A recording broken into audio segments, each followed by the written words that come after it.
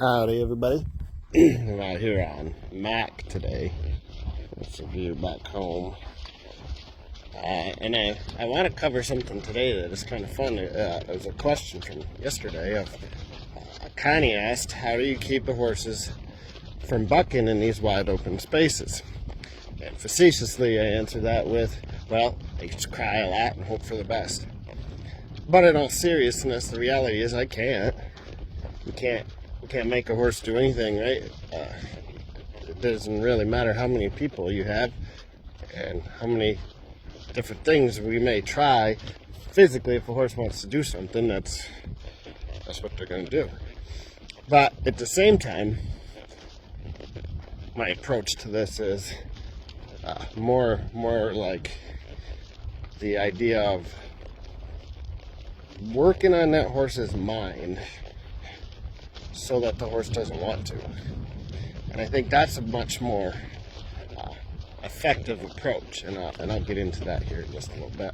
I might go a little windy today with today's between years, but it's kind of like how I look at life too, and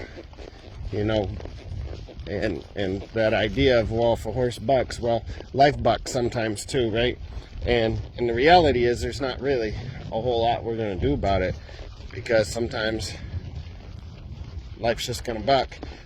This last year for me has been a great reminder of that. I lost my best buddy in the world, who happened to be my brother. And I was reminded that life sometimes just bucks. And there's really not a lot we're going to do about that, because if that's going to be what it's going to be, that's just the way it is.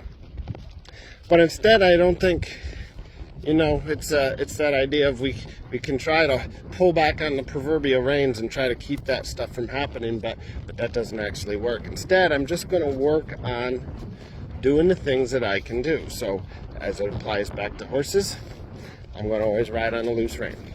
If that horse goes to do something, and we're going to pretend here with Mac, we'll just bend him around here, picking up on one rein, right? Ultimately, I can't keep him from bucking. That just isn't going to work. But I can keep him from wanting to buck by going after his brain. And with horses, at least, their feet follow their thoughts, right? So if their thoughts are bouncing around like a pinball machine, so are their feet. So I'm going to go after that mind and ask that horse to stay with me. Now, notice, watch his ears, right? He's checking in, then he looks back forward. And he's going to check back in, there it is, and look back forward. As long as my horse is doing this, and they just keep checking in, the last thing in the world this horse wants to do is buck. Now, this all comes back to trust, right? I got to trust that this is true, just like we have to do in life. I have to trust that there is an end game in mind, and I do believe that God has a plan for me, and I've got to trust in that. Just like I've got to trust this horse, and ironically enough, this horse has to, this horse has to trust me too.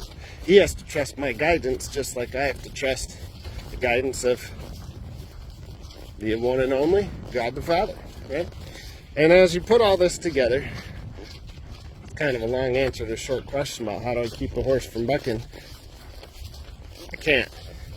I can just ask him to not want to. Now, some of this we have to set up. It's baby steps. We start this in a controlled environment in the pen back home before we take them out on the trails. Put those things in place. But then I've got to actually trust the process and trust there's a plan, and ask this horse to buy into that and trust the plan, just like I've got to trust my guider and helper in life too. So that's my theory on this, and it doesn't matter if it's wide open spaces or not. If a horse wanted to do their thing, they're going to do their thing, because just plain sometimes life bucks. So just some ramblings again today between the ears. It's starting to feel like spring here, which seems like it's overdue, but I guess it's not. It's right on schedule. So hope everybody's taking care of those close to you. Until next time, ride the next stride. Make it a great day.